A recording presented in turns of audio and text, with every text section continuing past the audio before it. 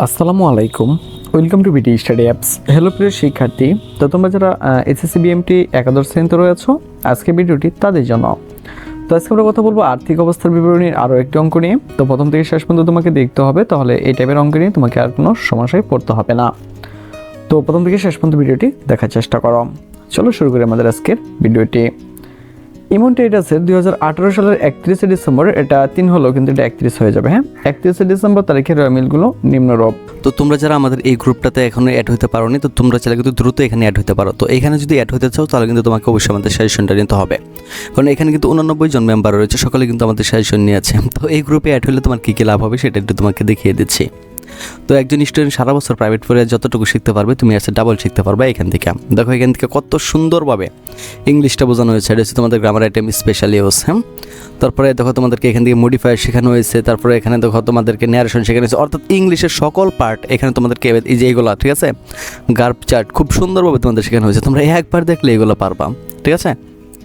Accounting, এই হিসাব বিজ্ঞান, ঠিক আছে, হিসাব বিজ্ঞান, অ্যাকাউন্টিং, তারপর হইতেছে তোমাদের কম্পিউটারাইজড অ্যাকাউন্টিং সিস্টেম, সকল কিছু কিন্তু এখানে রয়েছে। তো তোমরা এখানে এই গ্রুপে অ্যাড হলে কিন্তু এগুলো তোমাদের সবগুলো এমনিতে শেষ হয়ে যাবে, ঠিক আছে।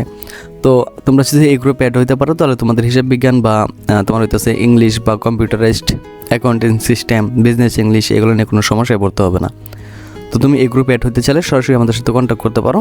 তো আমাদের সাজেশন নিলেই তোমাদেরকে এখানে আমরা অ্যাড করে দেবো। ইমান ট্রেডার্স রয় মিল। তো আমি সরাসরি টপিকে চলে যাচ্ছি। নগদ 50,000 টাকা, মজুদ পণ্য, এটা হচ্ছে তোমার প্রারম্ভিক মজুদ পণ্য, তো এখানে 25,000 টাকা ছিল। দালান কোঠা স্থায়ী সম্পদ, এখানে ছিল তোমার 2,50,000 টাকা। ব্যাংক জমাতিরিক্ত এখানে ছিল 55,000 টাকা। পণ্য ক্রয় ছিল 3,60,000 টাকা, আর বিক্রি ছিল হচ্ছে 5,20,000 টাকা। ক্রয় ফেরত এখানে চলে আসছে তোমার 12,000 টাকা। বিক্রয় ফেরত 10,000 টাকা। তো অফিস খরচ 30,000 টাকা, ভাড়া 39,000 টাকা। প্রাপ্য হিসাব হচ্ছে তোমার 95,000 টাকা, আর প্রদেয় হিসাব হচ্ছে 75,000 টাকা। তো বেতন হচ্ছে তোমার 27,000 টাকা, মূলধন হচ্ছে 2,24,000 টাকা। তো আবার তোমার হচ্ছে ঋণ রয়েছে 15% ঋণ, তো এটা হচ্ছে তোমার 2,74,000 টাকা। আর 10% বিনিয়োগ, প্রারম্ভিক বিনিয়োগ আর কি, এটা তোমার হচ্ছে তোমার 2,24,000 টাকা। তো এরপরেও তারা আমাদের কিছু সমন্বয় দিয়েছে, সেটা হচ্ছে 1 তারিখ যেটা হয়েছে 2018 সালের 31শে ডিসেম্বর সমাপনী মজুদ মূল্যায়ন করা হচ্ছে 1 লক্ষ টাকা। এটা সমাপনী মজুদ মূল্যায়ন করতে হবে। বেতন বকেয়া রয়েছে 10,000 টাকা। ভাড়া অগ্রিম হয়েছে, এটা আমাদেরকে মাইনাস করতে হবে। দালান কোঠার উপর 5% হারে অবশ্যই ধার্য করতে হবে। তারপরে হচ্ছে প্রাপ্য হিসাবে 3,000 টাকা আদায়যোগ্য নয়, তার মানে এটা বাদ দিয়ে দিতে হবে। অবশিষ্ট প্রাপ্য হিসাবের উপর 5% হারে অনাদায়ী পণ্য সঞ্চিতি তৈরি করতে হবে, মানে এটা নতুন করে অনাদায়ী পণ্য সঞ্চিতি তৈরি করতে হবে। যেমন এখানে হয়তো তোমার থাকতে পারে যে প্রদেয় হিসাব, এখানে যেগুলো থাকে, তো এগুলো আমার দেখার বিষয় না। মূলত তারা আমি যখন অঙ্ক করবো তখন তোমাদেরকে এটা বুঝিয়ে দেওয়ার চেষ্টা করব। সহজ কথা হচ্ছে প্রাপ্য হিসাবের 5% অনাদায়ী ধরতে হবে, ঠিক আছে, মানে এটা আদায় হবে না। আর বাকি যেটা আছে সেটা হচ্ছে 5% হারে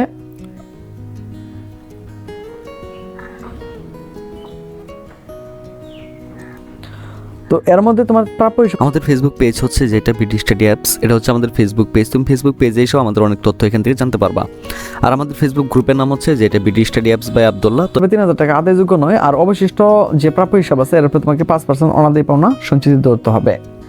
তো এখানে তারা টপিকটা যেটা দিয়েছে সেটা হচ্ছে বিশদায় বিবরণী তৈরি করতে হবে, মালিকানা সত্ত্ব বিবরণী তৈরি করতে হবে, এবং আর্থিক অবস্থার বিবরণী তৈরি করতে হবে। তো চলো শুরু করি। তো প্রথমত আমরা বিশদায় বিবরণী তৈরি করবো, তো আয় থেকে আমরা ব্যয়গুলো বাদ দিয়ে দেবো, সহজ কথা। তো বিক্রয় আমি বিক্রি করছিলাম 5,20,000 টাকা, তো এটা হচ্ছে মূলত আমার এই যে এটা 5,20,000 টাকা। হ্যাঁ, আমি এটা মুছে দিই তো তোমাদের জন্য বুঝতে সুবিধা হইব। ওকে, এই যে বিক্রি করছিলাম আমি 5,20,000 টাকা, তো এই যে এটা হইতেছে আমার বিক্রয়টা। তারপরে ফেরত, ওই যে বলছিল না ক্রয় ফেরত বা বিক্রয় ফেরত, এই যে এটা, এই যে পণ্য ক্রয় বা বিক্রয় দেওয়া ছিল। তারপর হচ্ছে এই যে বিক্রয় ফেরত আমার 10,000 টাকা চলে আসছিল, তো আমাকে এখান থেকে 10,000 টাকা মাইনাস করে দিতে হবে। টোটাল হচ্ছে 5,10,000 টাকা আমার বিক্রয় হয়েছে। এখন আমি বিক্রিত পণ্যের ব্যয়টা বের করবো আর কি, আর বাদ দিয়ে দিতে হবে এটা বাদ বিক্রিত পণ্যের ব্যয়। তো প্রারম্ভিক মজুরটা আমি এখানে নিয়ে আসবো 25,000 টাকা। তারপর হচ্ছে পণ্য ক্রয় হচ্ছে 3,60,000 টাকা, এর মধ্যে আবার কিন্তু ফেরত দেওয়া হয়েছে, তো আমার হইতেছে 3,48,000 টাকা। তো আমি এগুলোর সবগুলো কি করছি, এখন আমি এই পাশে অ্যাড করে দেবো, অর্থাৎ 25,000 টাকা এবং তোমার হচ্ছে 48,000 টাকা। তো দুটো যোগ করে পাইছি আমি 3,73,000 টাকা। এর দিকে সমাপনী মজুত পণ্যটা আমি বাদ দিয়ে দেবো, কারণ তারা এখানে বলে দিয়েছে সমাপনী মজুত পণ্য মূল্যায়ন করা হবে 1 লক্ষ টাকা। তো আমি এখান থেকে 1 লক্ষ টাকা তোমার হচ্ছে মাইনাস করে দেবো। তো এই যে আমি যে মাইনাস করার পরে 5,10,000 টাকা থেকে আমি এটা বাদ দেওয়ার পর যেই টাকাটা রয়েছে এটা কিন্তু আমার হইতেছে মোট মুনাফা। তো মোট মুনাফা বের করার পরে আমাদেরকে যেটা করতে হবে সেটা হচ্ছে পরিচালন ব্যয়গুলো আমাদেরকে বাদ দিতে হবে। খেয়াল করো, ভাড়া 39,000 টাকা ছিল, এর মধ্যে কিন্তু আবার অগ্রিম প্রদান করা হয়েছিল। তো তোমাদেরকে একটু যদি দেখিয়ে দিই, এই যে ভাড়া 39,000 টাকা, আবার এখানে তারা বলে দিচ্ছে যে ভাড়া অগ্রিম প্রদান করা হয়েছে 9,000 টাকা। তো আমাদেরকে এটা মাইনাস করতে হবে। তো মাইনাস করে আমরা এই করে নিয়ে আসলাম। তারপর হচ্ছে তোমার বেতন 27,000 টাকা, এর মধ্যে আবার বকেয়া ছিল 10,000 টাকা। তার টোটাল আমরা যোগ করে এই পাশে নিয়ে এলাম 37,000 টাকা। তো অফিস খরচ 30,000 টাকা। তো অনাদায়ী পাওনা 3,000 টাকা আমাদেরকে ধরতে হবে, যোগ করতে হবে অনাদায়ী পাওনা সঞ্চিতি, কারণ তারা আমাদেরকে বলে দিয়েছিল অলরেডি বলাই আছে যে 3,000 টাকা কিন্তু প্রাপ্য হিসাবে আদায়যোগ্য নয়। তো অবশিষ্ট প্রাপ্য হিসাবে 5% অনাদায়ী পাওনা সঞ্চিত দিতে হবে। অর্থাৎ এই যে আমাদের প্রাপ্য হিসাবটা আছে 95,000 টাকা, এর মধ্যে 3,000 টাকা কিন্তু আদায়যোগ্য নয়। দেন থেকে আমরা 3,000 টাকা মাইনাস করলাম, বাকি যেটা থাকবে ওটার আমরা 5% ধরাম। 5% যখন আমরা ধরে ফেলবো তখন কিন্তু আমার মূলত অনাদায়ী পাওনা সঞ্চিত পেয়ে যাবো। তখন দুটো আমরা টোটালটা যোগ করে আমরা এই করে নিয়ে আসবো। তারপর হচ্ছে দালান কোঠার অবশ্যই 5% আমরা এই করে নিয়ে আসবো। তো এই সবটির আমরা যোগ করে এই করে নিয়ে আসবো, ঠিক আছে। তখন আমরা এই যে 2,37,000 থেকে আমরা আবার তোমার হচ্ছে 1,17,100 টাকা বিয়োগ করে দেবো। তো বিয়োগ করার পর আমরা যেটা পাবো সেটা হচ্ছে পরিচালন মুনাফা। সেটা কি? পরিচালন মুনাফা। এরপর আমরা যেটা করব, পরিচালন মুনাফাটা যোগ করে নেব। পরিচালন মুনাফাটা যোগ করে নেব, যেহেতু এখানে অপরিচালন আয় ব্যয় বলতে কিছু নাই। তো আমরা পরিচালন মুনাফাটা এখানে অপরিচালন ব্যয়টা আমরা পরে নিয়ে নেব, আগে পরিচালন মুনাফাটা আমরা যোগ করে নেই। তো বিনিয়োগের সুদ এটা কিন্তু পরিচালন মুনাফা, তো 10%, তো আমার হচ্ছে 22,400 টাকা। তো আমরা টোটাল পেলাম 1,42,300 টাকা। তো এরপরে আমাকে বাদ অপরিচালন ব্যয়টা দিয়ে দিতে হবে। তো ঋণের বকেয়া সুদ হচ্ছে 15%, মনে আছে? এই যে এটা 15% ঋণ। তো এটা আমরা যে টাকাটা পাইছি 2,74,000 টাকা, এর 15% করবো আমরা, করে আমরা সরাসরি করে নিয়ে আসবো, ঠিক আছে। এখন আমরা যেটা করবো শুধু এই যে 1,42,300 থেকে 41,100 টাকা আমরা বাদ দিয়ে দিব, তাহলে কিন্তু আমরা নিট মুনাফাটা পেয়ে যাব। তো আমি তোমাদেরকে অবশ্যই সাজেস্ট করবো যে ভিডিওটি তোমরা 2-3 বার দেখবে, ঠিক আছে। তাহলে এটা নিয়ে আর কোনো সমস্যা হওয়ার কথা বলে আমি মনে করি না। তো এরপর আমরা যেটা করবো, আমাদেরকে করতে হবে মালিকানা সত্ত্ব বিবরণী। তো এটা তোমরা খুব ভালো করে জানো যে মূলধনের সাথে নিট মুনাফাটা যোগ করলে হয়ে যায়।